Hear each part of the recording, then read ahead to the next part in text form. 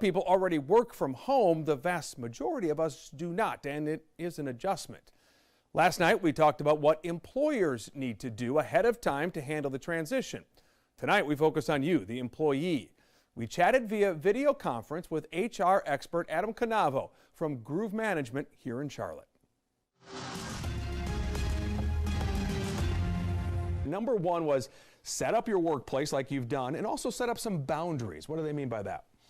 Oh yeah. If you can set up some physical boundaries, you want to create a physical space that this is where I am when I'm working. And so, for example, even right now, I'm talking to you from my dining room table, and this is typically a space where you're having meals, and it's not a place where you're usually doing work. So, if you want to define boundaries in terms of physical space, but also time and mentally, maybe this is a workspace from 8 to 12, and then I'm going to get out of this room and maybe take lunch out in the living room.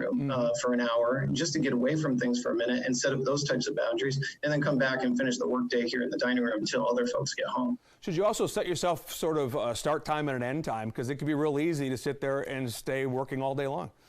Yeah. Some of the negative stigmas that you hear sometimes about people from working from home is, people are skeptical about how much is getting done. But I think the reality that anybody who works from home will tell you is you roll out of bed and say, this was my workspace. I'd come into the kitchen and grab a cup of coffee, and I'd say, well, even though it's 6 a.m., why don't I take a look at those emails and just see what I'm in for today? Sure. And the next thing you know, it's 9 or 10 a.m. and you've been working in your pajamas for 4 hours. Yeah, exactly. And it's a 15-hour day. Number two on the list is communicate clearly. A lot of us are working on things in our professional careers that take a long time to accomplish. You're not going to see visible progress every single day.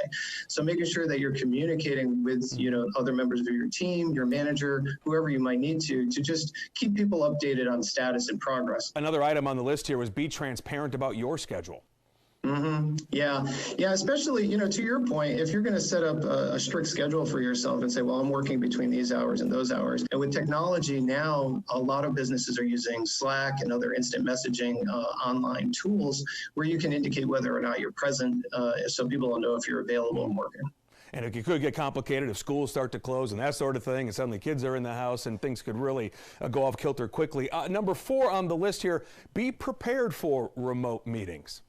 Yeah, absolutely. So I mentioned that from an employer standpoint to increase those meetings, and that's bound to happen. And more meetings like this. Technology is prevalent. We're speaking on one tool. I could probably think of 3 or 4 different ways that you could have video chat set up in your organization.